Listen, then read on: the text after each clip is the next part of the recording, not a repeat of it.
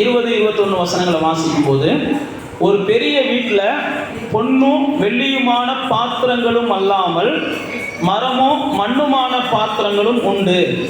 அவைகள் சில கனத்துக்கும் சில கனவீனத்துக்குமானவைகள். ஆகையால் ஒருவன் இவைகளை விட்டு தன்னை சுத்திகரித்து கொண்டால் அவன் பரிசுத்தமாக்கப்பட்டதும் எஜமானுக்கு உபயோகமானதும் எந்த நற்கிரியைக்கும் ஆயத்தமாக்கப்பட்டதுமான கனத்துக்குரிய பாத்திரமாய் இருப்பான் அப்படின்னு சொல்லி பவுல் தன்னுடைய நிருபத்தில் எழுதுகிறதை பார்க்கிறோம். தேவ பிள்ளைகளாகிய நானும் நீங்களும் இந்த பூமியில் தேவனாலே பயன்படுத்தப்படுகிற ஒரு பாத்திரங்களாக இருக்கிறோம். அது மட்டுமல்ல, எப்படிப்பட்ட பாத்திரங்களாக இருக்கிறோம் அப்படின்னா கனத்திற்குரிய பாத்திரங்களாக இருக்கிறோம். தேவன் இந்த பூமியில் இருக்கிற மனிதர்களுக்கு பயன்படுத்தும்படி தான் நம்மளெல்லாம் பிரித்தெடுத்திருக்கிறார். முதல் நம்ம அதை புரிஞ்சுக்கிறோம். ஆண்டவர் நம்மளை ஏன் தேர்ந்தெடுத்தார், தெரிந்து கொண்டார் அப்படின்னா இந்த பூமியில் இருக்கிற மனிதர்களுக்கு நாம் என்ன செய்யணும், பயன்படணும். இந்த பூமியில் இருக்கிற மனிதர்களுக்கு நாம் ஆசீர்வாதமாக இருக்கணும். இந்த பூமியில் இருக்கிற மனிதர்களுக்கு ஏதாவது ஒரு வகையில் தேவனுடைய வல்லமைகளை கடத்தி விடுகிற பாத்திரங்களாக நீங்களும் நானும் மாறணும். ஆனால் இந்த காரியத்தை நாம் செய்யணும் அப்படின்னு சொல்லி எப்படி தேவன் திட்டமிடுகிறாரோ அதே மாதிரி நாம் செய்யக்கூடாதபடிக்கு பல குழப்பங்களை இந்த பூமியில் பிசாசானவன் ஏற்படுத்துவான். அதுதான் அந்த 2ஆம் அதிகாரத்தில் பவுல் அப்போஸ்தலன் சொல்கிறான், நீங்கள் கனத்துக்குரிய பாத்திரங்களாக மாறணும். தேவன் உங்களை கைகளில் எடுத்து பயன்படுத்தணும். தேவனுடைய கைகளில் எடுத்து நீங்கள் பயன்படுத்தும் போது இந்த பூமியில் இருக்கிற அநேக மனிதர்களுக்கு நீங்கள் என்ன செய்வீங்க, நிழல் கொடுக்கிற மரங்களாய் மாறுவீங்க. அநேக மனிதர்களுக்கு அவர்கள் நீரோடைகள் உங்கள் ஓரங்களில் வந்து ஒட்டி கொண்டு வாழ வேண்டும் என்ற ஆசைகளை கொடுக்குற அளவுக்கு நீங்கள் ஒரு நீரோடைகளாய் மாறுவீங்க. ஏனென்றால் தேவன் உங்களை தெரிந்து கொண்டதுடைய நோக்கமே இந்த பூமியில் நீங்கள் பிரகாசிக்கணும், உங்களுடைய வெளிச்சத்தில் அநேகர் வாழணும், வழி காமிச்சு போகணும். இந்த பூமியில் ஒருவரும் கெட்டு போகாமல் அநேகருக்கு உப்பு கொடுக்கிறவங்க, அந்த உப்பை போல சுவை கொடுக்கிறவர்களாக, கெட்டு போன அநேகருக்கு அல்லது கெட்டு போக விரும்புகிறவர்களுக்கு நீங்கள் ஒரு சுவை கொடுக்கிறவங்களாக மாறணும். அதனால தான் தேவன் என்ன செஞ்சிருக்கிறார், நம்மளை பிரித்தெடுக்கும் போதே இது எனக்கு தேவையான பாத்திரம், எனக்கு வேண்டப்பட்ட பாத்திரம். நீங்கள் ஒன்றை புரிந்து கொள்ளணும், தேவன் நம்மளை சும்மாலாம் தெரிந்து கொள்ளலை, ஒரு பெரிய நோக்கத்தோடு தான் அவர் தெரிந்து கொள்ளுகிறார். நாம் யாரும் இந்த இடத்துல வரணும்னு விரும்பியெல்லாம் வரலை. தேவன் நம்மளை இங்கே என்ன செய்கிறான், ஏதோ ஒரு வகையில் பலவந்தம் பண்ணி கொண்டு வர்றார். நம்மளை குறித்து ஒரு திட்டம் வச்சிருக்கிறார், நம்மளை குறித்து ஒரு நோக்கம் வச்சிருக்கிறார், நம்மளை குறித்து அவருடைய கற்பனை வேற, கனவு வேற. அதனால் நீங்களும் நானும் ஒரு நிச்சயம் நமக்குள்ள இருக்கணும், தேவனால் இந்த பூமியில் நான் என்ன செய்கிறேன், பயன்படுத்தப்படும்படிக்கு தெரிந்து கொண்டு இருக்கிறேன். தேவனால் நீங்களும் நானும் பயன்படுத்தப்படும்படி, அதுவும் கனமான பாத்திரமாக பயன்படுத்தப்படணும். நீங்கள் இந்த 2ஆம் அதிகாரத்தில் வாசிச்சு பார்த்தீங்கன்னா உங்களை சத்தியத்தை விட்டு விலகி போகிறதுக்காக சில காரியங்கள் நடக்கும் அப்படின்னு சொல்லி அவர் என்ன செய்கிறாருன்னா, ஜாக்கிரதையாயிரு 15ஆம் வசனத்தில் சொல்கிறாரு. 16ஆம் வசனத்தில் சொல்லும்போது சீர்கேடான வீண் பேச்சுக்கள் அவைகள் தான் கள்ள போதகங்களை உருவாக்குது அப்படின்றார். இப்போ நீங்களும் நானும் கனமான பாத்திரங்களாக மாற முடியாத அளவுக்கு தேவ பிள்ளைகளுக்கு இருக்கிற பெரிய தடை என்னன்னா கள்ள போதனைகள். தேவ பிள்ளைகள் கள்ள போதனைகள் எது, நல்ல போதனைகள் எதுன்னு முதல் என்ன செய்யணும், தெரிந்து கொள்ளணும். அதனால தான் அவர் 15ஆம் வசனத்தை சொல்றாரு, நீ வெட்கப்படாத ஊழியக்காரனா சத்திய வசனத்தை நிதானமாக பகுத்து போதிக்கிறவனாக உன்னை என்ன செய்யும், தேவனுக்கு முன்பாக உத்தமனாக நீ நிறுத்தும்படி ஜாக்கிரதையாயிரு. தேவ பிள்ளைகளுக்கு இருக்கிற பெரிய ஆபத்து என்ன அப்படின்னா, இந்த வசனத்தை வச்சு கள்ள போதனைகள் வரும்போது அந்த கன்னிகள்லாம் அவங்க என்ன செய்கிறாங்க, மாட்டிக்கிட்டு ஓட முடியாமல் நின்றுறாங்க. அதனால தான் இங்கே பவுல் தன்னுடைய நிருபத்தில் எழுதும்போது சொல்கிறான், இங்கே இவைகளெல்லாம் நீ கொஞ்சம் என்ன செய்ய கவனமாக கையாண்டேனா நீ ஒரு கனத்துக்குரிய பாத்திரமாக தேவனாலே பயன்படுத்தப்படலாம். தேவன் எப்பயுமே மனிதர்களை என்ன செய்கிறாருன்னா அவருடைய சுயாதீனத்தை மதிக்கிறார். நீங்கள் சுயாதீனமாக எடுக்கிற எந்த ஒரு முடிவையும் கர்த்தர் என்ன செய்கிறார், ஆமாம் மதிக்கிறார். நீங்கள் வேணும்னு எடுத்தாலும் அதை ஏற்றுக்கொள்ளுகிறார், வேண்டாம்னு எடுத்துக்கொண்டாலும் நீங்கள் முடிவெடுத்தாலும் அதையும் கர்த்தர் என்ன செய்கிறார், ஏற்றுக்கொள்ளுகிறார். நீங்கள் வேண்டும் என்று எடுக்கிற முடிவு தேவனுக்கு சித்தமானதாக இருந்தால் அதை ஆசீர்வதித்து பெருக பண்ணுகிறார். நீங்கள் வேண்டும் என்று எடுக்கிற முடிவு தேவனுக்கு சித்தம் இல்லாததாக இருந்துச்சுன்னா அதனுடைய முடிவில் நீங்கள் வருத்தத்தோடும் சஞ்சலத்தோடும் அவர் திரும்ப வருவதற்காக காத்திருக்கிறார். ஆனால் முடிவு நீங்கள் தான் என்ன செய்கிறீங்க, எடுக்கிறீங்க. அதனால தான் பவுல் அப்போஸ்தலன் சொல்லுகிறான், நீ ஜாக்கிரதையாயிரு. நீ வசனத்தை கொஞ்சம் நிதானமாக கையாளு, நீ வசனத்தை நிதானமாக போதி, வசனத்தை நிதானமாக கற்றுக்கொள், இதெல்லாம் நீ செஞ்சாதான் ஒரு கணத்துக்குரிய பாத்திரமா மாற முடியும் அப்படின்னு சொல்லிட்டு பார்த்தீங்கன்னா 23ஆம் வசனத்தில் 22ல சொல்றாரு, பாலியத்திற்குரிய இச்சைகளுக்கு நீ விலகி ஓடு. 21ல தான் சொல்றாரு, நீ கணத்துக்குரிய பாத்திரமா இருக்கணும்னு விரும்புனா 22ல சொல்றாரு, நீ பாலியத்திற்குரிய காரியங்கள் நல்லா தெரிந்து கொள்ளுங்க. தேவ பிள்ளைகள் அடுத்தவங்க சந்தேகப்படுறது மாதிரியான பாலியத்திற்குரிய காரியங்கள்லாம் நாம் என்ன செய்யக்கூடாது, கண்டிப்பாக ஈடுபடவே கூடாது. நம்ம செய்கிறோமோ செய்யலையோ, மற்றவங்க கண்ணில் செய்கிறது மாதிரி தோணுது அப்படின்னா அதை முடிஞ்ச அளவுக்கு என்ன செஞ்சிடணும், தவிர்ப்பதற்கு நாம் பிரயாசப்படணும். அவங்க என்ன நினச்சிட்டு போகிறாங்கன்னா நம்ம நினைக்கக்கூடாது. அப்படி நீங்கள் நினச்சிங்கன்னா தேவன் உங்களை பயன்படுத்துகிற கனமான பாத்திரமாக நீங்கள் மாறாமல், நீங்கள் எவ்வளவுதான் கனமான பாத்திரமாக மாறினாலும் உங்களை சந்தேகத்தோடு பார்த்தாலும் நாளைக்கு சாகிறது வரைக்கும் என்ன செய்யும், சொல்லிக்கிட்டே இருக்கும். அதனால தான் பைபிளில் பவுல் அப்போஸ்தலன் சொன்னா, நீ பாலியத்திற்குரிய காரியங்கள்லேருந்து என்ன செஞ்சிரு, விலகி இருப்ப, வேண்டாம். அப்படி நடத்த சந்தேகம் வருதா, ரைட், வேண்டாம். அப்படி இந்த காரியத்தில் இது நடக்குதா, அது வேண்டாம் அப்படின்னு சொல்லி நீ உன்னை ஒத்து தள்ளி போயிரு அப்படின்றார். போயிட்டு தான் 23ஆம் வசனத்தில் சொல்றாரு, புத்தியினமும் அயுக்தமான தர்க்கங்கள் சண்டைகளை பிறப்பிக்கும் என்று அறிந்து அவைகளுக்கு நீ என்ன செஞ்சிரு, விலகிரு. இதெல்லாம் சொல்லிட்டு தான் ஒரு 25-26 சொல்றாரு, எதிர் பேசுகிறவர்கள் சத்தியத்தை அறியும்படிக்கு தேவன் அவர்களுக்கு மனம் திரும்புதலை அருளத்தக்கதாகவும், பிசாசானவருடைய இச்சையின்படி செய்ய அவனால் பிடிக்கப்பட்டு இருக்கிறவர்கள் மறுபடியும் மயக்கம் தெரிந்து அவன் கண்ணிகளுக்கு நீங்கத்தக்கதாகவும் சாந்தமா அவங்களுக்கு நீ கொஞ்சம் என்ன செய்ய, உபதேசிக்க வேண்டும். பிசாசின் பிடியில் இருக்கிறவங்களுக்கு குறிப்பாக நான் அவர் பவுல் அப்போஸ்தலன் திருச்சபையை குறித்து தான் அவர் எழுதுறார். யாருக்கு எழுதுறார், தீமோத்தேயு என்கிற அப்போஸ்தலன். தீமோத்தேயு பவுலுக்கு அப்புறம் அந்த ஊழியத்தை பொறுப்படுத்த ஆள், பவுலின் ஊழியத்தை பொறுப்படுத்த தேவ மனுஷன், பவுலுடைய சீடன், பவுலால் உருவாக்கப்பட்டவன். பவுலுடைய இருதயம் எப்படி இருந்ததோ பவுல் பல இடங்களில் சொல்லிதான், தீமோத்தேயுடைய இருதயமே என்ன செஞ்சிச்சு, என் இருதயத்தை போல உள்ள ஒரு மனுஷன் அப்படின்னு சொல்லி அவனை குறித்து சாட்சி கொடுக்கிறார். அப்ப இங்க பாருங்க, அவர் திருச்சபைக்கு எழுதும்போது சொல்றாரு, சாத்தானின் பிடியிலே அல்லது தவறான உபதேசத்துல அடிமைப்பட்டு இருக்கிறவர்கள், வாக்குவாதம், சண்டை, தர்க்கம், நீங்க எல்லாம் தெரிந்து கொள்ளுங்க. தவறான உபதேசம் எங்க இருந்து தான் வரும் அப்படின்னா ஈஸியா நீங்க புரிஞ்சுக்கலாம். யார் ஒரு ஆள் தர்க்கம் பண்ணிக்கிட்டே கிடக்காங்களோ அது தவறான உபதேசத்துல அவங்க என்ன செய்யறாங்க, அகப்பட்டுக்கிட்டாங்கன்னு அர்த்தம். யார் ஒருத்தவங்க எப்போ பார்த்தாலும் அந்த வாக்குவாதம் பண்ணுறதுல தான் ஈடுபாடு இருக்கும் அவங்களுக்கு, ஏதாவது ஒரு வாக்குவாதம் வேதத்தை வச்சே பண்ணிக்கிட்டே இருப்பாங்க. நீங்கள் நல்லா தெரிந்து கொள்ளுங்க, அப்படிப்பட்டவங்களாம் தவறான போதனைகளை திணிக்க நினைக்கிறாங்க. நல்ல போதனையை உள்ளவங்க என்ன செய்வாங்கன்னா, நீங்களாம் வந்து கேட்கட்டும் அப்படின்னு வெயிட் பண்ணுவாங்க. ஒரு வாட்டி சொல்லுவாங்க, ஆட்டம் நீங்கள் ஏற்றுக்கலையா, ரைட்டுன்னு கொஞ்சம் வெயிட் பண்ணுவாங்க. தவறான போதனைக்காரங்க என்ன செய்வாங்க, நீங்கள் கேட்குறீங்களோ கேட்கலையோ உங்கள்கிட்ட அதை திணிச்சுக்கிட்டே இருக்கணும்னு நினைப்பாங்க. ஆனால் வேதம் சொல்லுகிறது, அப்படிப்பட்ட திணிச்சுக்கிட்டே இருந்தீங்கன்னா அவங்க திருந்த மாட்டாங்க. அதனால தான் பைபிளில் போட்டிருக்காரு பவுல் அப்போஸ்தலன், அவங்க பிசாசின் பிடியிலிருந்து வெளியில் வரணும்னா நீங்கள் என்ன செய்யுங்க, சாந்தமாக கொஞ்சம் பொறுமையாக காத்து சில விஷயங்களை செய்யுங்க. இது தேவ பிள்ளைகளுக்கு அவர் சொல்லியிருக்க ஆலோசனை. இங்கே வாங்க, நீங்கள் எல்லாம் கணத்துக்குரிய பாத்திரமாக மாறணும் அப்படின்னா நான் தான் சொல்ல பாருங்க, முதல்ல என்ன செய்யுங்க, கொஞ்சம் உபதேசங்களை தெரிஞ்சு கொள்ளுங்க. நல்ல உபதேசம் எது, கள்ள உபதேசம் எதுன்னு தெரிஞ்சுக்கோங்க. மற்றதெல்லாம் நமக்கு தேவையில்லை. நமக்கு தேவையானது என்னன்னா, அந்த வேதத்தை பற்றி நாமளும் சரியாக கற்றுக்கொள்ளணும், நாம் கேட்குறவங்களும் நமக்கு சரியாக கற்றுக் கொடுக்கணும். சரியான உபதேசங்களை கற்றுக்கொள்ளலை அப்படின்னா நீங்கள் கணத்திற்குரிய ஒரு பாத்திரமாக இந்த பூமியிலே தேவனாலே பயன்படுத்த முடியாது. தேவன் கள்ள உபதேசக்காரங்களெல்லாம் எடுத்து பயன்படுத்த மாட்டார். கொஞ்ச நாளைக்கு கள்ள உபதேசக்காரங்க பயன்படுவாங்க, அதுக்கப்புறம் பார்த்தீங்கன்னா அவங்க எங்கே இருக்கிறாங்கன்னு நீங்கள் தேடி பார்த்தாலும் என்ன செய்யாது, தெரியாது. கொஞ்ச நாளைக்கு கள்ள உபதேசம் ஓஹோன்னு இருக்கும், அந்த போதிக்கிறவங்களும் ஓஹோன்னு இருப்பாங்க. அடுத்து அவங்களுடைய உபதேசங்களை எடுத்து கொண்டு போகிறதுக்கு அவங்களுடைய வம்சங்களில் யாரும் இருக்க மாட்டாங்க. அதனால தான் நான் உங்களுக்கு மறுபடியும் சொல்லுகிறேன், நீங்கள் கனமான பாத்திரமாக மாறணும்னா கள்ள உபதேசங்களை கண்டுபிடிச்சி என்ன செய்யுங்க, நீங்கள் கொஞ்சம் தப்பிங்க, ஒதுங்குங்க. கள்ள உபதேசங்கள் உங்களுக்கு தெரிஞ்சிருக்கணும்.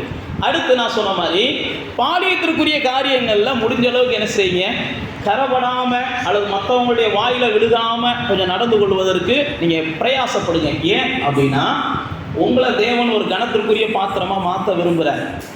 நீங்கள் இந்த உலகத்தாரை போல் இந்த அற்பமான ஆசைகளுக்கு என்ன செய்யாதீங்க. உலகத்தாருடைய ஆசைகள் தான் இந்த அற்பமான ஆசைகளாக இருக்கும். நம்முடைய ஆசைகள் அப்படி அற்புதமான ஆசைகள் கிடையாது. நம்முடைய ஆசைகள் நித்தியத்துக்கும் இன்மைக்கும் பிரயோஜனமான ஆசைகள். அதனால் இப்படிப்பட்ட காரியங்களை நம்ம தவிர்த்துருவோம். இப்போ கணத்திற்குரிய பாத்திரங்களாக நீங்கள் மாறணும் என்பது தான் தேவனுடைய பெரிதான திட்டம். நீங்கள் பார்த்தீங்கன்னா இயேசு மத்தேயு எழுதின சுவிசேஷம் 20ஆம் அதிகாரத்துக்கு வந்தீங்கன்னா திராட்சை தோட்டத்தை குறித்து ஒரு ஓமையை சொல்கிறார்.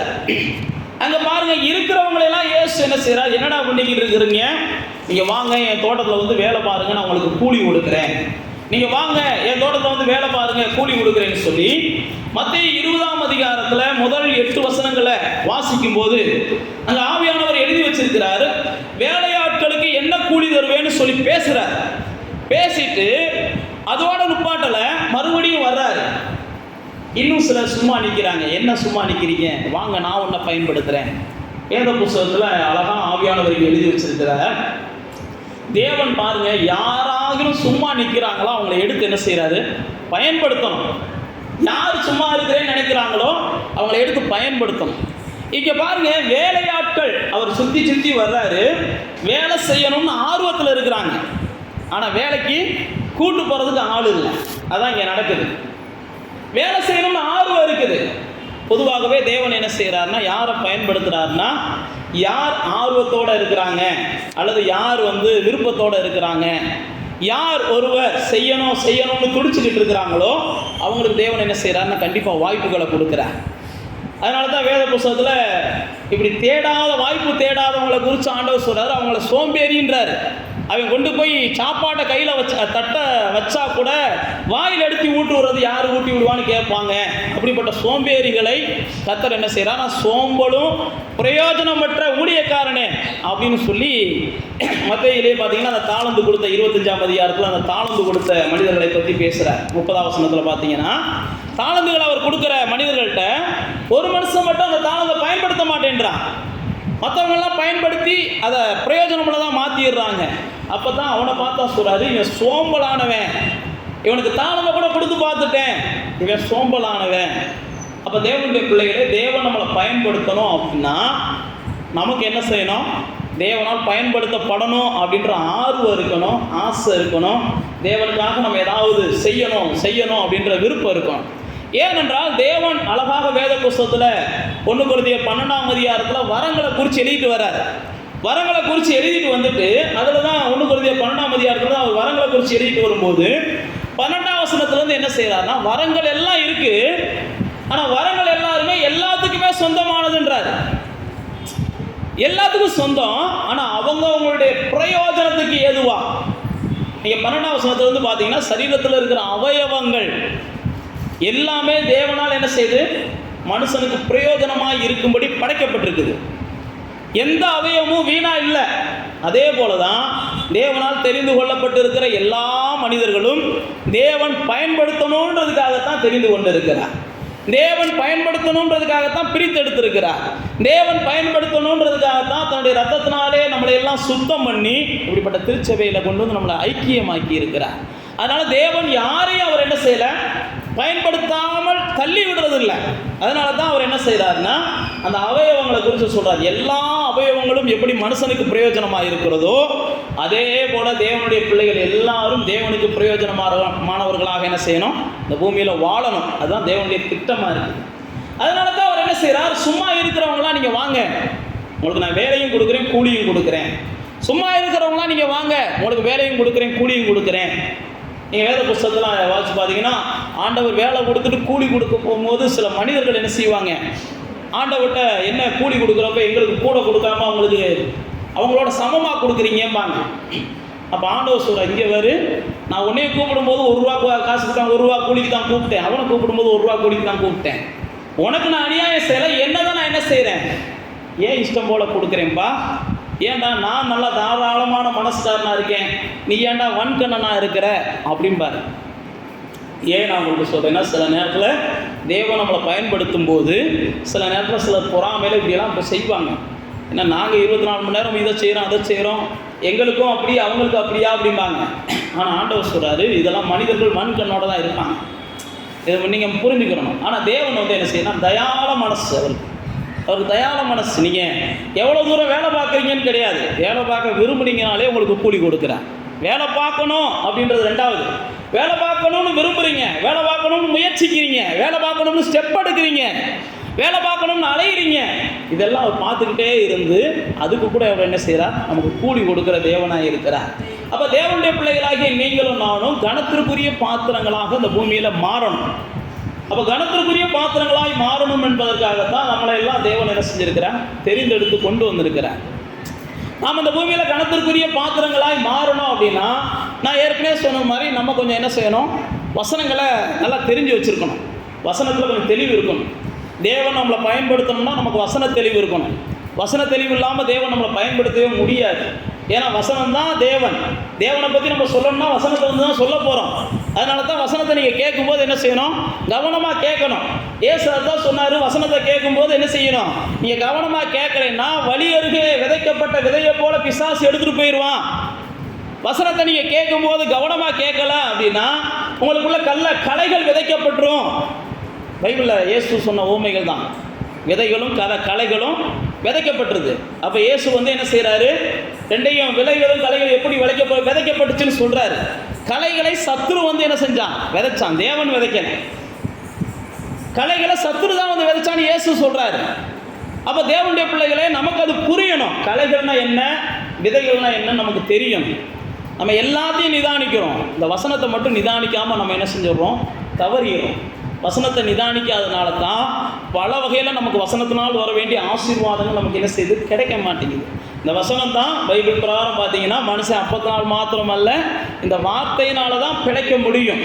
அதனால தான் பல இடங்களில் வேத புஸ்தகத்தில் பார்த்தீங்கன்னா பேதுரு மாதிரி ஆட்கள், தாவீது மாதிரி ஆட்கள்லாம் என்ன செய்கிறாங்க, நம்முடைய வசனம் தான் எனக்கு துணை, வசனம் தான் என்னுடைய கால்களுக்கு தீபம், நாங்கள் வேறு யார் இடத்துல போவோம், உங்கள் வசனம் தான் எங்களுக்கு நித்திய ஜீவன் அப்படின்லாம் அவங்க பேச ஆரம்பிக்கிறாங்க.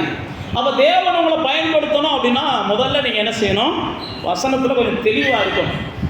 யார் வந்து உங்களை வசனத்தை பற்றி பேசும்போதும் நீங்கள் என்ன செஞ்சிடக்கூடாது, குழப்பமாயிடக்கூடாது. அதனால தான் நீங்கள் வசனத்தை கொஞ்சம் என்ன செய்யுங்க, படிக்க தெரிஞ்ச அளவுக்கு நல்லா படிங்க, தியானிக்க தெரிஞ்ச அளவுக்கு நல்லா தியானிங்க. அதே போல் நீங்கள் சமூக வலைதளங்களில் வருகிற எல்லா வசனத்தையும் என்ன செய்யக்கூடாது, நம்பக்கூடாது. சமூக வலைதளங்களில் வருகிற எல்லா வசனத்தையும் நம்ம கேட்குறது ரெண்டாவது, கேட்கக்கூடாதுன்னு நம்ம சொல்ல முடியாது.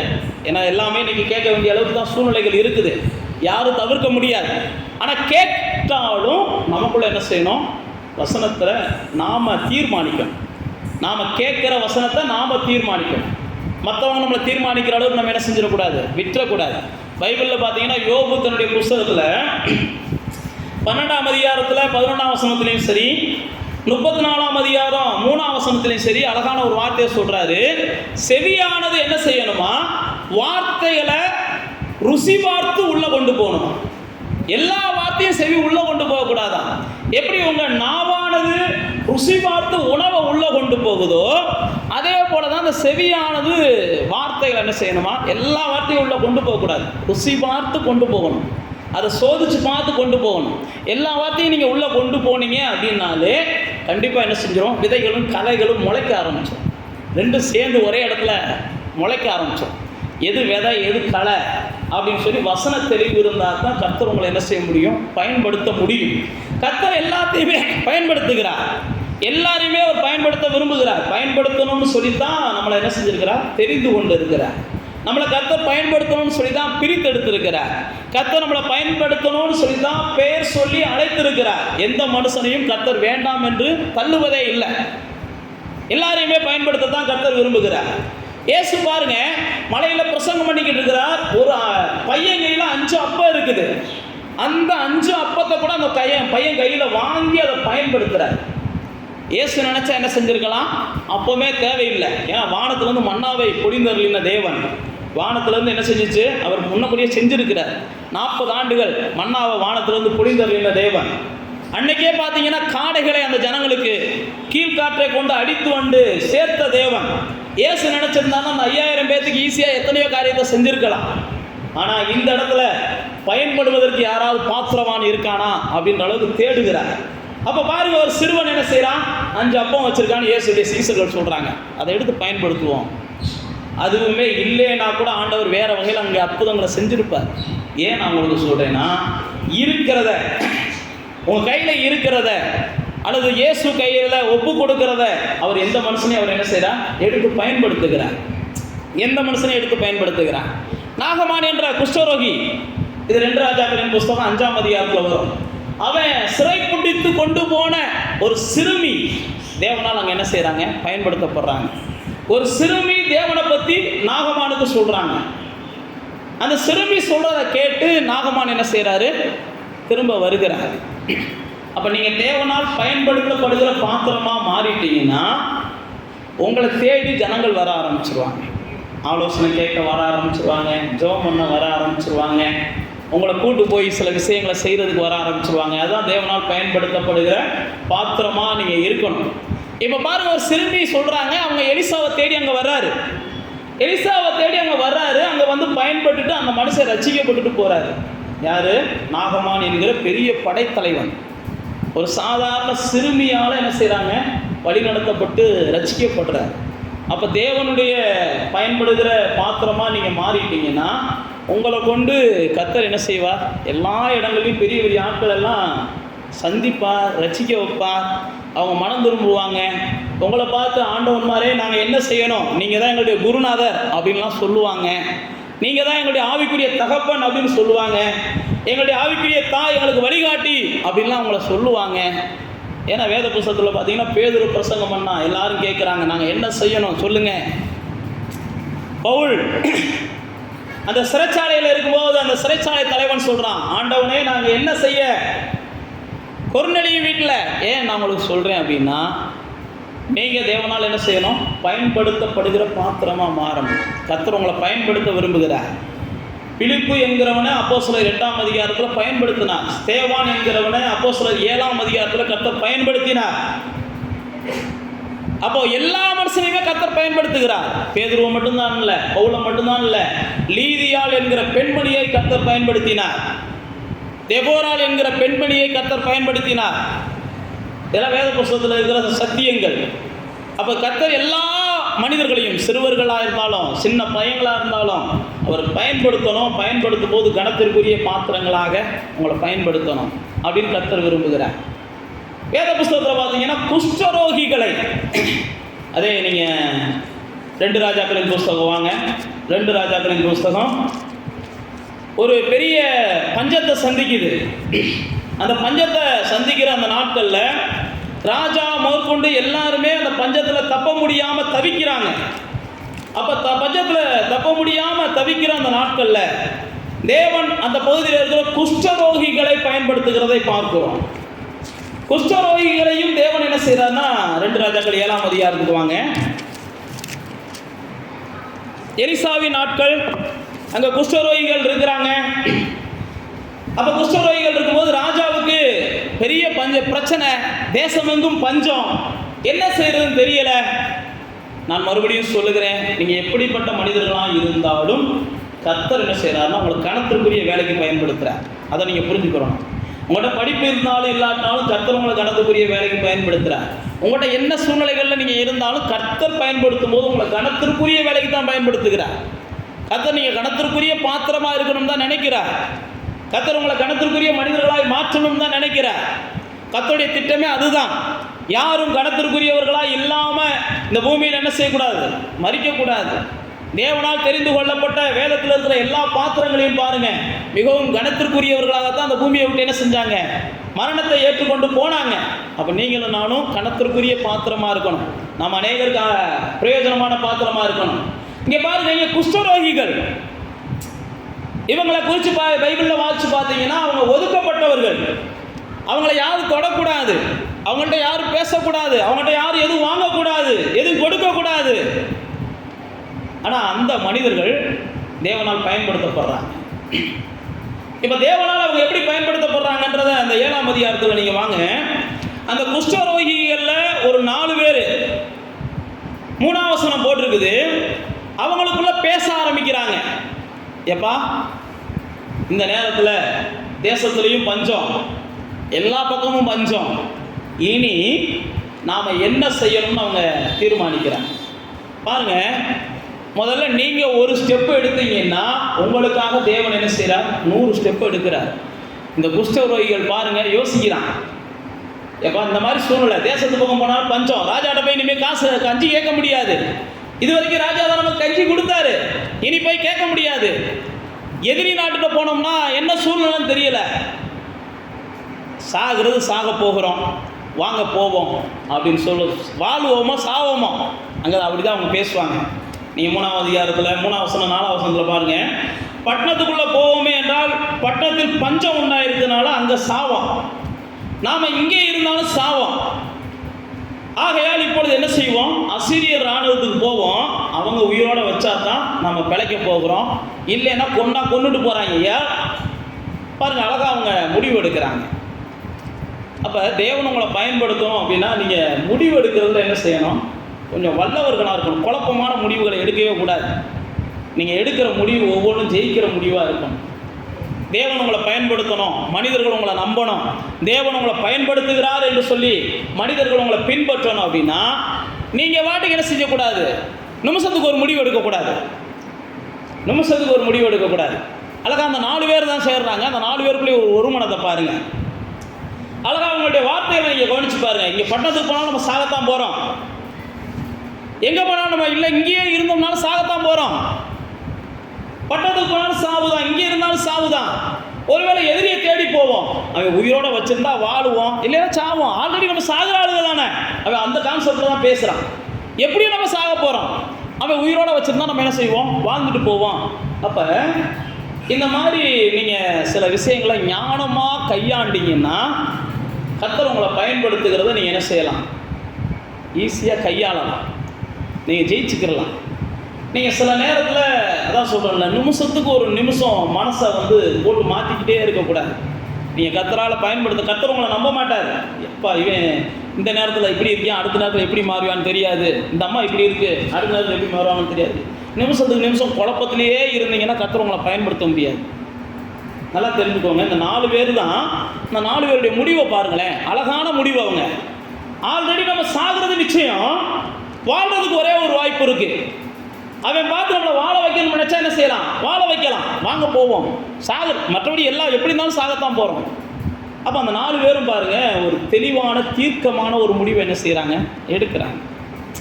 அப்போ நீங்கள் நடத்தக்கூடிய பாத்திரமாய் தேவனாலே பயன்படுத்தப்படணும் அப்படின்னா நீங்கள் எப்படிப்பட்டவங்களாகவும் இருந்துக்கோங்க. படிப்பு இருக்குது, பணம் இருக்குது, எது இருக்கோ இல்லையோ அது முக்கியம் இல்லை. நீங்கள் முடிவு எடுக்கிறதுல வல்லவர்களாக என்ன செய்யணும், இருக்கணும். உங்களுடைய முடிவு தெளிந்த முடிவாக இருக்கணும். உங்களுடைய முடிவு மற்றவங்க நீங்கள் சொல்லும்போது அதை என்ன செய்யணும், அக்செப்ட் பண்ணணும். ஆமாம், நல்ல முடிவு, இது நல்ல முடிவு, நல்ல முடிவுன்னு அவங்க அக்செப்ட் பண்ணுற அளவுக்கு உங்களுடைய முடிவு என்ன செய்யணும், ஞானமான முடிவாக இருக்கணும். வாக்குவாதம் வருதுனாலே அதை தவிர்த்துருங்க. என்னை கேட்டால் முடிவு எடுக்காதீங்க. அல்லது ஒரு முடிவு எடுக்கும்போது 4 பேர் தான் உட்காந்து பேசுகிறோம், அந்த 4 பேருமே ஒரு முடிவாக எடுக்க முடியும்னா அதை விட்டுருங்க. அது எந்த விஷயமா இருந்தாலும் தோல்வியில் தான் முடியும். 4 பேரும் சேர்ந்து ஒரு முடிவு எடுக்கும்போது 4 பேருடைய இருதயமும் ஒன்று சேரணும். அந்த 4 பேருடைய இருதயமும் ஒன்று சேராமல் நீங்கள் ஒரு முடிவு எடுத்தீங்கன்னா, பைபிள் போட்டிருக்கு, நீங்கள் பதட்டத்தோடு போகிற அல்லது ஒரு மனம் இல்லாமல் போகிற எந்த ஒரு விஷயமும் உங்களுக்கு வெற்றியாக இருக்காது. பிறகு கடைசியில் என்ன செய்யணும், இருக்கிறதையும் நம்ம இழந்த சூழ்நிலையாகி போயிடும். அதனால தான் இங்கே பார்க்குறோம், அந்த 4 பேரும் எடுக்கிற முடிவு, அவங்க பேசுகிற பேச்சுக்கள் ஒருத்தருக்கு ஒருத்தர் நல்லா புரிஞ்சிச்சு.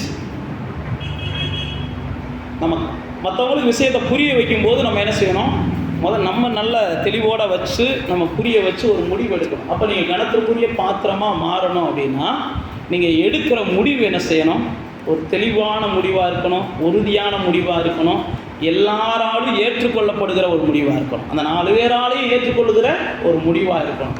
அடுத்து பாருங்கள், இவங்க அந்த முடிவு எடுத்தாங்க. அப்படி முடிவு எடுத்துட்டு அடுத்து பாருங்கள், அழகான அவங்க வராங்க, ஏன் நம்ம இன்னும் இந்த துன்பத்திலே வாழணும். எப்பயுமே நீங்களும் நானும் ஒரு முடிவு எடுக்கிறோம்னா அந்த முடிவில் நம்ம என்ன செய்யணும், உறுதியாக நிற்கணும். உறுதியாக நிற்கணும். சில நேரத்தில் சாதகமான சூழ்நிலைகள் இருக்கலாம், சில நேரத்தில் சாதகமற்ற சூழ்நிலைகளும் இருக்கலாம். ஆனால் 4 பேரும் சேர்ந்து முடிவெடுத்தாங்க. ஆனால் அதில் கொஞ்சம் உறுதியாக என்ன செய்கிறாங்க, போகிறாங்க. 4 பேர் ஒன்று போல போகிறாங்க. அப்போ நீங்களும் நானும் ஒரு முடிவு எடுத்தாச்சுன்னா நம்ம என்ன செய்யணும், ஒன்று போல் சில காரியங்களை செய்யணும். அங்கே சாதகம் இருக்கோ பாதகம் இருக்கோ அப்படிலாம் யோசிக்கக்கூடாது. நமக்குள்ளே ஒரு நிச்சயம் இருக்கணும், ஏன் துன்பத்துக்கு ஒரு முடிவு வேணும், ஏன் வருத்தத்துக்கு ஒரு முடிவு வேணும், என்னுடைய இன்னைக்கு இருக்கிற கலக்கத்துக்கு ஒரு முடிவு வேணும், அதனால நாங்கள் என்ன செய்கிறோம், ஒரு முடிவு எடுத்திருக்கிறோம் அப்படின்னு சொல்லி அவங்க போகிறாங்க. இங்கே போகிறதுடைய விளைவுகளை பாருங்கள். அங்கே அடுத்த நிமிஷமே அவங்க முடிவு எடுத்துட்டு, சில நேரத்தில் முடிவு எடுத்துருவோம், சீட்டு போட்டே பார்த்து முடிவு என்ன செய்வோம், முடிவு எடுத்துருவோம். அதுக்கப்புறம் சீட்டு போட்டு பார்ப்போம், பூ போட்டு பார்ப்போம், என்னத்தையா ஒன்று பார்த்துருவோம். முடிவு எடுத்ததுக்கப்புறம் இதெல்லாம் நம்மளுக்கு என்ன செய்யுது, கண்டிப்பாக தோல்வியை தான் கொடுக்கும். முதல்ல நல்லா தெரிஞ்சுக்கோங்க. ஒரு முடிவு எடுத்துட்டீங்க அப்படின்னா அதுக்கப்புறம் இந்த மாதிரி போகும்போது அது தெரியுதான்னு பார்ப்போம், வரும்போது இது தெரியுதான்னு பார்ப்போம், இப்படிலாம் நீங்கள் என்ன செய்யக்கூடாது, பரிசோதனை பண்ணக்கூடாது.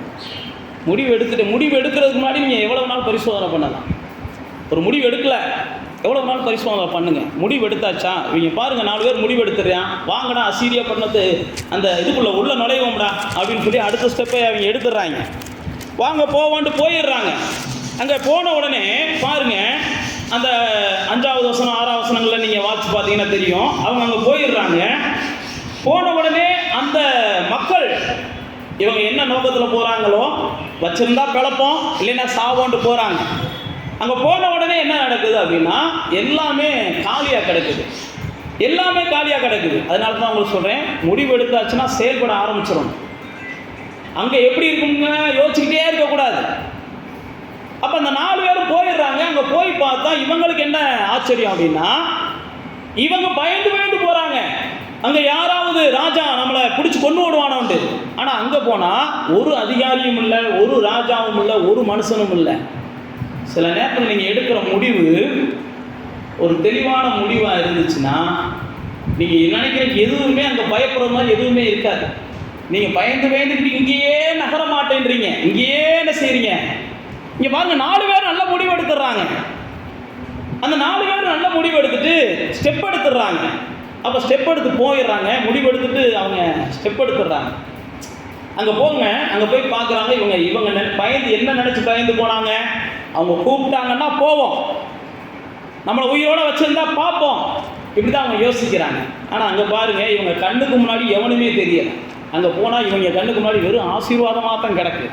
இவன் ஒருவேளை கஞ்சிக்கு நினைக்கிறான், அங்கே பார்த்தா வெறும் சாப்பாடாக கொட்டி கிடக்கு, தங்கமாக கொட்டி கிடக்கு, வெறும் வஸ்திரங்களாக கொட்டி கிடக்கு. இவன் ஒருவேளை சாப்பாடு கிடைச்சா போதும்னு நினச்சி போகிறான். அது கூட இவன் என்ன செய்கிறான், விசுவாசத்துலாம் போகலை, பயந்து தான் போகிறான்.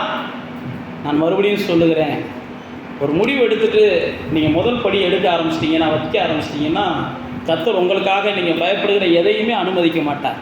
நீங்கள் ஒரு முடிவு எடுக்கிறது எப்படி இருக்கணும், ஒரு உறுதியான முடிவாக இருக்கணும், தெளிவான முடிவாக இருக்கணும்.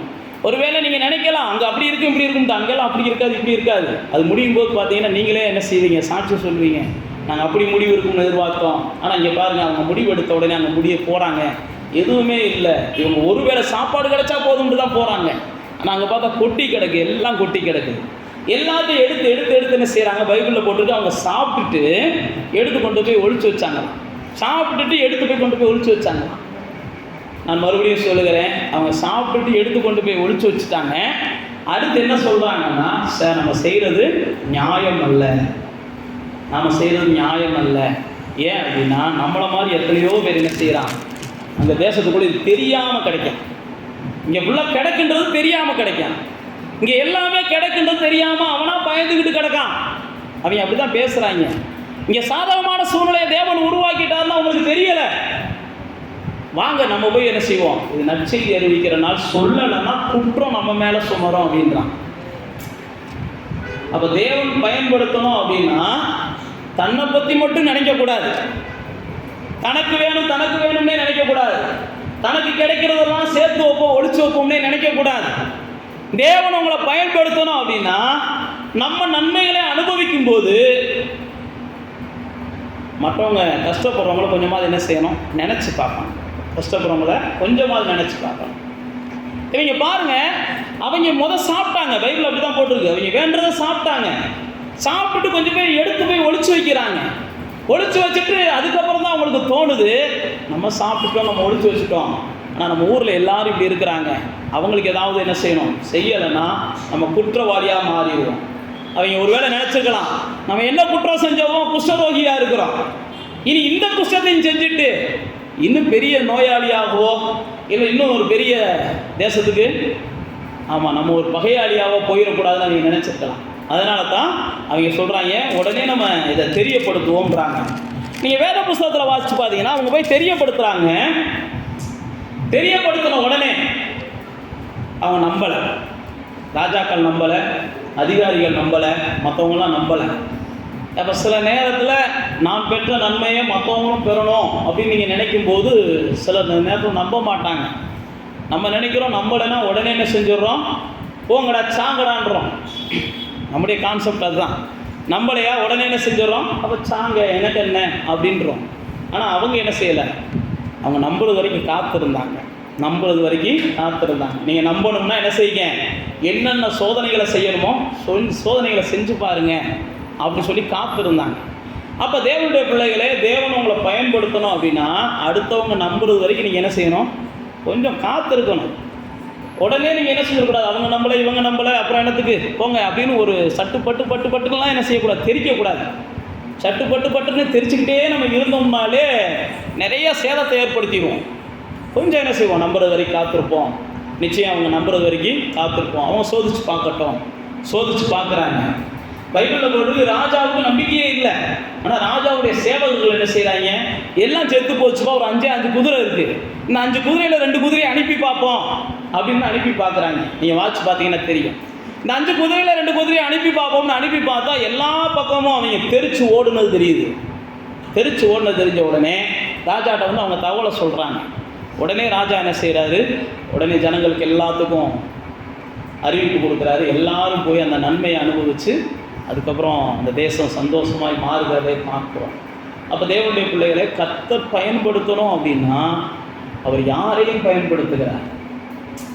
ஆனால் கர்த்தர் யாரையும் பயன்படுத்துகிறார். ஆனால் பயன்படுத்துகிற மனிதர்கள் கர்த்தர் எதிர்பார்க்கறது என்ன அப்படின்னா, அவர் கொடுத்துருக்கிற ஞானத்தை பயன்படுத்தி தெளிவான முடிவு என்ன செய்யணும், எடுக்கணும். நான் ஏற்கனவே சொன்னேன் பாருங்கள், கர்த்தர் உங்களை பயன்படுத்தணும். நீங்கள் ஒரு முடிவு எடுக்கிறீங்கன்னா நீங்கள் சொல்லுகிற காரியங்கள் உங்களை சுற்றி இருக்கிறவங்களுக்கு புரியணும். புரியலையா, புரியுறது வரைக்கும் கொஞ்சம் என்ன செய்யுங்க, வெயிட் பண்ணுங்கள். அப்படி புரியலையா அப்படின்றதுக்காக நம்ம என்ன செஞ்சிட வேண்டாம், கர்த்தர் நமக்கு கொடுத்த அந்த முடிவை நம்ம விட்டுற வேண்டாம். கொஞ்சம் வெயிட் பண்ணுவோம். நமக்கு சரியாக ப்ரொமோட் பண்ண தெரியலை, நம்மளுக்கு சரியாக அவங்களுக்கு விளக்க வைக்க தெரியலை அப்படின்னு நீங்கள் கொஞ்சம் வெயிட் பண்ணுங்கள். ஒரு சரியான சூழ்நிலைகள் எல்லாம் உருவாகும். ஆனால் என்ன செஞ்சாலும் நான் மறுபடியும் சொல்லுகிறேன், நீங்கள் என்ன செய்யுங்க, யாரோட சேர்ந்து செய்யணும்னு நினைக்கிறீங்களோ அவங்கெல்லாம் சம்மதிக்கிறது வரைக்கும் என்ன செய்யுங்க, கொஞ்சம் பொறுமையாக இருங்க. சம்மதிக்கிறது வரைக்கும் பொறுமையாக இருங்க. நீங்களாம் எடுக்கிற முடிவாக இருந்தால் தாவீது மாதிரி என்ன செஞ்சுட்டு போயிடலாம், எடுத்து போய்கிட்டே இருக்கலாம். எவன் சம்மதிச்சா என்ன, சம்மதிக்காது என்ன, எவனை எதுவும் பேசிட்டு போனாலும் போயிடலாம். இப்போ நம்ம 2 பேரோட சம்மதமான முடிவு எடுக்க விரும்புகிறோம். அப்போ நீங்கள் ஒரு கனமான பாத்திரமாக மாறணும்னா உங்களுடைய முடிவுகள் என்ன செய்யணும், தெளிவானதாக இருக்கணும். சில நேரத்தில் நீங்கள் முடிவுகள் எடுத்ததுக்கப்புறம் உங்களுக்கு என்ன செய்யலாம், ஒரு சில சோதனைகள் வரலாம். அந்த சோதனைகள் வரும்போது கொஞ்சம் என்ன செய்யுங்க, சோதனைகள் முடிவு வர்றது வரைக்கும் கொஞ்சம் பொறுமையாக காத்துருங்க. அப்படி காத்திருந்தீங்கன்னா கண்டிப்பாக என்ன செய்வீங்க, நீங்கள் எடுத்த முடிவு ஒரு வெற்றிகரமான முடிவுன்னு சொல்லி அந்த தேசத்துக்கே என்ன செய்யும், தெரிய வரும். அந்த குடும்பத்துக்கே தெரிய வரும். நாளைக்கு அந்த குடும்பத்துக்கு நீங்கள் என்ன செய்வீங்க, ஒரு தலகர்த்தர்களாக மாறுவீங்க. நாளைக்கு உங்களுடைய முடிவுகளில் ஆசீர்வதிக்கப்படுறவங்களுக்கு நீங்கள் என்ன செய்வீங்க, ஒரு வழிகாட்டியாக மாறுவீங்க. ஆனால் தேவன் உங்களை என்ன செய்கிறான், ஒரு கணத்திற்குரிய பாத்திரமாக மாற்றணும். கர்த்தருடைய விருப்பமெல்லாம் அதுதான், கணத்திற்குரிய பாத்திரமாக மாற்றணும். தேவன் உங்களை தெரிந்து கொண்டதுடைய நோக்கமே கணத்திற்குரிய மனிதர்களாக அந்த பூமியில் நீங்கள் வாழணும், கணப்பற்ற மனிதர்களாக வாழணும். அதனால தான் ஆபிரகாம் சொல்கிறாரு, நான் உன்னை இந்த பூமியில் தெரிந்து கொண்டு ஆசீர்வதிக்கப்பட்ட மனுஷனாக என்ன செய்கிறேன், மாற்ற விரும்புகிறேன். உன்னால் இந்த பூமியில் இருக்கிற அனைவரும் என்ன செய்ய போகிறாங்க, ஆசீர்வாதமாக இருக்க போகிறாங்க. அப்போ தேவனுடைய பிள்ளைகளே, நீங்களும் நானும் கணத்திற்குரிய பாத்திரங்களாய் மாறி நம்ம மற்றவர்களுக்கு ஆசீர்வாதமானவர்களாக இருக்கணும் அப்படின்றதான் கர்த்தருடைய திட்டம். நம்மை கொண்டு கர்த்தர் என்ன செய்கிறார், சிறைப்பட்டவர்களை விடுதலையாக்குகிறார். நம்மை கொண்டு கர்த்தர் என்ன செய்கிறார், மடங்கடிக்கப்பட்டவங்களை தூக்கி விடுகிறார். நம்மை கொண்டு கர்த்தர் என்ன செய்கிறார், கட்டுண்டவர்களை விடுதலையாக்குகிறார். நான் மறுபடியும் சொல்கிறேன், உங்களை கணத்திற்குரிய பாத்திரங்களாக கர்த்தர் பயன்படுத்தணும்னு விரும்புகிறார். நீங்கள் புத்தியீனமான மனிதர்கள் மத்தியில் வாழ்ந்தாலும் நீங்கள் என்ன செய்ய, கவனமாக இருக்க, கொஞ்சம் கவனமாக இருங்க. அல்லது உங்களை புரிஞ்சுக்கிறாத மனிதர்கள் மத்தியில் வாழ்ந்தாலும் பரவாயில்ல, கொஞ்சம் கவனமாக இருங்க. எல்லாத்துக்குமே கர்த்தர் என்ன செய்வார், வரும். கர்த்தர் எல்லாத்துக்கும் ஒரு முடிவை கொடுப்பார், எல்லாத்துக்கும் ஒரு நாட்கள் வச்சுருப்பார். சில நேரத்தில் எல்லாமே நம்ம நினைக்கிற மாதிரி இருக்காது. சில நேரத்தில் நமக்கு எதிராக கூட சில நேரத்தில் இருக்கலாம். எதிராக இருந்தாலும் பரவாயில்ல, நீங்கள் கொஞ்சம் என்ன செய்ய, காத்துருங்க. முடிவுகள் எதிராக வராது. சூழ்நிலை எதிராக இருக்கலாம், முடிவுகள் என்ன செய்யாது, எதிராலாம் வராது. முடிவுகள் நமக்கு சாதகமாக வரும். ஏன்னா கர்த்தருடைய நோக்கம் என்னது? உங்களை கனப்படுத்தணும், உங்களை கனமுள்ள பாத்திரம் என்று இந்த பூமிக்கு வெளிப்படுத்தணும். அதனால் நீங்களும் நானும் இந்த நல்ல நாளில் எப்படிப்பட்ட சூழ்நிலைகளாக இருந்தாலும் நம்ம ஒரு கணத்துக்குரிய பாத்திரங்களாக மாறணும்னு கர்த்தர் விரும்புகிறார். நீங்கள் ஒரு உபயோகமான பாத்திரமாய் மாறணும் என்று கர்த்தர் விரும்புகிறார். நீங்கள் பிரயோஜனமான பாத்திரமாக மாறணும்னு கர்த்தர் விரும்புகிறார். அப்போ நீங்களும் நானும் பிரயோஜனமானவர்களாக, தேவனுக்கு உபயோகமானவர்களாக, அல்லது இந்த பூமியில் கனமுள்ள பாத்திரமாக மாறணும் அப்படின்னா நான் ஏற்கனவே சொன்ன பாருங்க, முதல்ல என்ன செய்ய, வசனத்தை கொஞ்சம் என்ன செய்யுங்க, தெளிவாக இருங்க. எல்லா வசனத்தையும் கேளுங்க, எல்லா வசனத்தையும் நம்பாதீங்க. அதனால தான் சொன்னேன், செவியானது என்ன செய்யணும், கொஞ்சம் உள்ளே கொண்டு போகும்போது பார்த்து கொண்டு போகும். அதே மாதிரி நான் உங்களுக்கு சொன்ன மாதிரி முடிஞ்ச அளவுக்கு என்ன செய்யுங்க, இந்த பாலியல் காரியங்களில் கொஞ்சம் கவனமாயிருங்க. இன்றைக்கி உலகம் முழுவதும் அதில் கவனம் இல்லாமல் தான் இருக்கிறாங்க. திருச்சபைகள் நாம் என்ன செய்வோம், இந்த மாதிரி விஷயங்களில் கொஞ்சம் கவனமாக இருப்போம், நம்ம பிள்ளைகளை கவனமாக வளர்ப்போம். ஏன்னா நாமெல்லாம் கனம் பெற்ற மனிதர்களாக அமர வேண்டியவங்க. இப்படிப்பட்ட காரியங்களை நம்ம என்ன செய்ய வேண்டாம், எடுக்க வேண்டாம். மூன்றாவது நான் சொன்ன பாருங்கள், நம்முடைய முடிவுகள் எல்லாம் கொஞ்சம் ஞானமான முடிவுகளாக என்ன செய்யட்டும், இருக்கட்டும். எதுவும் அவசரப்பட்டுலாம் முடிவுகளை எடுக்க வேண்டாம், கொஞ்சம் கவனமாக ஞானமாக எடுப்போம். நிச்சயமாக நம்ம ஒரு கனம் பெறுகிற மனிதர்களாய் மாறும்படிக்கு தேவன் வாசல்களை என்ன செய்வார், திறந்து கொடுப்பார். தேவன் எல்லாரையும் பயன்படுத்துகிறார், அவர் எல்லாரையும் பயன்படுத்துகிறார். யாரையும் அவர் பயன்படுத்தாமல் எல்லாம் என்ன செய்யறதில்லை, விட்டதில்லை. அப்படி கண்களை மூடி தேவனை நோக்கி பார்ப்போம். நிச்சயமாக வருகிற நாட்களில் வந்திருக்கிற சிறியவர்களோ வயதானவர்களோ எல்லாரையும் கர்த்தர் என்ன செய்வார், பயன்படுத்துவார்.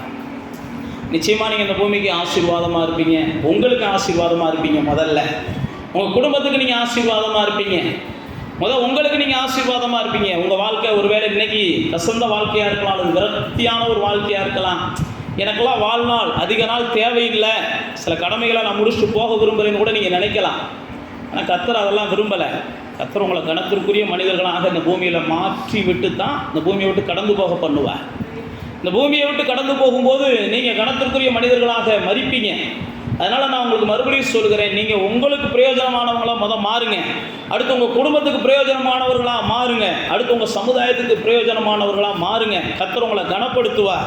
அதனால தான் நான் உங்களுக்கு மறுபடியும் சொல்கிறேன், வேதத்தை குறித்து அதிகமாக நீங்கள் என்ன செய்யுங்க, தெளிவுள்ளவங்களாக இருங்க. வேத வசனம் ஒன்று தான் உங்களை வாழவும் வைக்கும். வேத வசனத்தை நீங்கள் சரியாக புரிஞ்சுக்கலைன்னா நீங்கள் வீழ்ந்தும் போயிடுவீங்க. வேத வசனத்தை தவறாக புரிஞ்சுக்கிட்டு தான் அநேக வாழ்க்கையில் இடறி போனாங்க. அநேகர் வாழ்க்கையில் இடறி போனாங்க. பவுல் தன்னுடைய நிருபத்தில் சொல்கிறார், அவன் எந்திரே இறங்கி இடறி போயிட்டான், இமனே இறங்கி போயிட்டான், அவனுடைய கூட இருந்தவங்களாம் இடறி போயிட்டாங்க அப்படின்னு சொல்லி எத்தனையோ பேர்த்த சொல்லுவார். வசனத்தை தப்பாக புரிஞ்சுக்கிட்டாங்க. தேமா இப்பிரபஞ்சத்தின் மேலே ஆசை வச்சான், வசனத்தை தப்பாக புரிஞ்சுக்கிட்டான் அப்படின்னு சொல்லி பல இடங்களில் சொல்லுவார். நான் மறுபடியும் சொல்லுகிறேன், நீங்கள் இந்த பூமியில் ஜெயிக்கணும் அல்லது கனமுள்ள ஒரு பாத்திரமாக இருக்கணும்னா வசன தெளிவு ரொம்ப அவசியம். நீங்கள் கற்றுக்கொள்ளுகிற காரியத்தை கவனமாக கற்றுக்கொள்ளுங்க. வசனத்தை நீங்கள் கண்டிப்பாக கற்றுக்கொள்ளணும், ஆனால் கவனமாக கற்றுக்கொள்ளுங்க. எல்லாத்தையும் நம்பாதீங்க. முதல்ல வேத வசனத்தையே நான் சொல்கிறேன், வேத வசனத்தை நீங்கள் உட்கார்ந்து கற்றுக்கொள்ளுங்க. வேத வசனத்தை கொண்டு போதிக்கிற எல்லா போதனைகளுக்கும் நீங்கள் செவி கொடுக்காதீங்க. நீங்கள் தோல்வியை காணக்கூடிய நாட்கள் வந்துடும். அதில் கூட என்ன செய்யுங்க, தேவையானது எது தேவையில்லாத எது அப்படின்னு பிரித்தெடுக்க பழகுங்க. அதே மாதிரி உங்களுடைய வாழ்க்கையில் யாரும் குற்றம் சாட்டுவதற்கு நீங்கள் இடம் கொடுக்காதீங்க. தானியேல் கணம் பெற்ற மனுஷனாக மாறினான்னா அவனை குற்றம் தேடி தேடி பார்த்தாங்க, கண்டுபிடிக்க முடியாதுன்னா பைபிளில் போட்டிருக்கு. நீங்களும் நானும் அப்படிப்பட்ட மனிதர்களாக மாறணும். தானியேல் நம்மளை போல மனுஷன்தான். யாரும் குற்றம் சாட்டுவதற்கு அல்லது குற்றம் சாட்டுகிறதுக்கு எந்த முகாந்திரமும் இல்லாத ஒரு சூழ்நிலைகளை உருவாக்குங்க. அது குற்றப்படுத்துகிறாங்களா, அது அவங்கள நியாயமாக நம்ம பக்கம் இருக்குது, நம்மளால் அவங்களுக்கு புரிய வைக்க முடியலை அப்படின்னா ஒன்றும் இல்லை, ரைட். அவங்க சந்தேகப்படுகிற, அவங்க விரும்பாத, அவங்க எதிர்பார்க்கிற சில காரியங்களில் மாற்றங்களை கொண்டு வாங்க. நிச்சயமாக பெரிய காரியங்களை கர்த்தர் செய்வார். நீங்கள் இறங்கி போகிறது உங்களுக்கு நஷ்டத்தை ஏற்படுத்தாது. இறங்கி போகிற நீங்கள் ஒரு நாள் ஏறி வருவதற்கு கர்த்தர் என்ன செய்வார், சூழ்நிலைகளை உருவாக்குவார். குற்றம் சாட்டுவதற்கு நம்மளை சுற்றி கண்கள் சூழ்ந்து இருக்குது, எப்படா நம்ம மேலே குற்றம் சாட்டலாம்னு சொல்லி. நீங்களும் நானும் தேவனின் துணையோடு கூட அந்த கண்களை எல்லாம் முறியடிப்போம். அடுத்து நான் சொன்ன பாருங்க, நம்ம முடிவுகள் எல்லாம் கொஞ்சம் ஞானமானதாக இருக்கட்டும், நம்ம பேச்சுக்கள் ஞானமானதாக இருக்கட்டும், நம்முடைய செயல்கள் ஞானமானதாக இருக்கட்டும். எல்லாத்துலேயும் கொஞ்சம் என்ன செய்வோம், நிதானத்தோடு பக்குவத்தோடு பொறுமையோடு செய்வோம். சில நேரத்தில் நம்மளைனாலும் பரவாயில்ல, கொஞ்சம் காத்திருப்போம். அந்த குஷ்டரோகிகள் கொஞ்ச நேரம் காத்திருந்தாங்க. ராஜா பரிசோதனை பண்ணிட்டு தான் இந்த குஷ்டரோகிகள் சொன்னதை நம்பினார். சிலது நம்ம நல்லதுதான் செய்வோம். நான் மறுபடியும் சொல்லுகிறேன், கர்த்தர் இந்த பூமியில் உங்களை கனத்திற்குரிய பாத்திரமாக மாற்ற விரும்புகிறார். அதனால் நீங்கள் ஒப்பு கொடுங்க. கண்டிப்பாக நீங்கள் பயனுள்ள ஒரு பாத்திரமாக மாறுவீங்க. உங்கள் வாழ்க்கை இந்த பூமியில் ஆசீர்வாதமாக இருக்கும். உங்கள் குடும்பம் இந்த பூமியில் ஆசீர்வாதமாக இருக்கும். நீங்கள் போகிற இடங்கள்லாம் அநேகருக்கு நீங்கள் ஆசீர்வாதமாக இருக்க தேவன் உங்களுக்கு உதவி செய்வார். பிதாவே, இந்த நல்ல நாளிலும் கூட ஒரு கனத்திற்குரிய பாத்திரமாக தேவனின் கையில் நாங்கள் எல்லாம் இருக்க வேண்டும் என்று விரும்புகிறோம். நீரும் அதற்காகத்தான் எங்களை தெரிந்து கொண்டு இருக்கிறீரப்பா. நாங்கள் எல்லாம் இந்த பூமியில் கனத்திற்குரிய பாத்திரங்களாக பயன்படுவதற்கு கர்த்தாவே, அன்னைக்கு பிடிப்பை கொண்டு மந்திரிக்கு ஞானஸ்நானம் கொடுத்தீங்க. அன்னைக்கு சாதாரண சிறு பெண்ணை கொண்டு ஆண்டவரே நாகமான் போன்ற பெரிய படைத்தலைவர்களை மனம் திரும்ப பண்ணீங்க. அதே போல் எங்களை கொண்டும் நீங்கள் பிரமிக்கத்தக்க காரியங்கள், வியக்கத்தக்க காரியங்கள், கிரகிக்கக்கூடாத காரியங்களை செய்ய உம்மால் ஆகும். ஆண்டவரே, நாங்கள் இந்த நாட்களில் உமக்கு பயனுள்ள பாத்திரங்களாய் மாற நாங்கள் எங்களை ஒப்பு கொடுக்குறோம்ப்பா. நாங்கள் ஒருபோதும் சும்மா சோம்பலாக இருக்காமல் எங்களுக்கு வாய்ப்புகள் எப்படா கிடைக்கும்னு சொல்லி ஆவலோடு காத்திருக்க இப்படி நல்ல ஆவியானவர் எங்களுக்கு உதவி செய்யட்டும்ப்பா. எங்களுக்கு தேவன் கொடுத்திருக்கிற நேரங்களையும் காலங்களையும் எங்களுக்கு கிடைக்கிற வாய்ப்புகளை நாங்கள் பயன்படுத்துவதற்கு இப்படி நல்ல ஆவியானவர் எங்களை வழிகாட்டட்டும், வழி நடத்தட்டும் என்று சொல்லி நாங்கள் ஒப்பு கொடுக்குறோம்ப்பா. தாளந்துகளை வாங்கினவர்கள் பயன்படுத்தினவங்க 2-3 பேர், பயன்படுத்தாமல் போனவன் ஒருத்தன் தான். அந்த பயன்படுத்தாமல் போனவனுடைய அந்த பாதை என்னுடையதாக இல்லாமல் அந்த பயன்பெற்று தேவனாலே ஆசீர்வாதங்களை பெற்ற அந்த மனிதர்களைப் போல நாங்களும் பயன்படுத்த எங்கள் தேவன் எங்களுக்கு உதவி செய்யுங்கப்பா. சும்மா இருந்தவர்களெல்லாம் கூப்பிட்டு பயன்படுத்தின தேவன் எங்களையும் பயன்படுத்த விரும்புகிறீங்க. நாங்கள் ஒப்பு கொடுக்குறோம். இந்த பூமியில் எங்களை பயன்படுத்துங்கப்பா. அன்றைக்கி குஷ்டரோகிகளை பயன்படுத்தி அநேகருக்கு வெளிச்சம் கொடுத்த தேவன், அநேகருக்கு வாழ்வு கொடுத்த தேவன் எங்களையும் பயன்படுத்தி இந்த பூமியில் அநேகருக்கு வாழ்வு கொடுங்க, அநேகருக்கு வெளிச்சம் கொடுங்க, அநேகருடைய வாழ்க்கையில் அதிசயமான காரியங்களை செய்து உங்களுடைய நாமத்தை மகிமைப்படுத்துங்கப்பா. இங்கே வந்திருக்கிற எல்லாரும் தேவனுக்கு பயன்படும்படி தேவன் தாமே உடைய கருத்தில் எடுத்து வணைந்து நல்ல பாத்திரமாக, நல்ல ஆயுதங்களாக கர்த்தாவே நீதாமே இந்த பூமியில் அவர்களை பயன்படுத்த வேண்டும் என்று நாங்கள் ஆசீர்வதிக்கிறோம். இவருடைய குடும்பங்களுக்கு ஆசீர்வாதமாக இருக்கட்டும், இவர்கள் தேசத்துக்கு ஆசீர்வாதமாக இருக்கட்டும். உடைய நாமம் மகிமைப்படட்டும். இயேசுவின் நாமத்தில் ஜெபிக்கிறோம் பிதாவே. என் ஆத்துமாவே கர்த்தரை ஸ்தோத்திரி.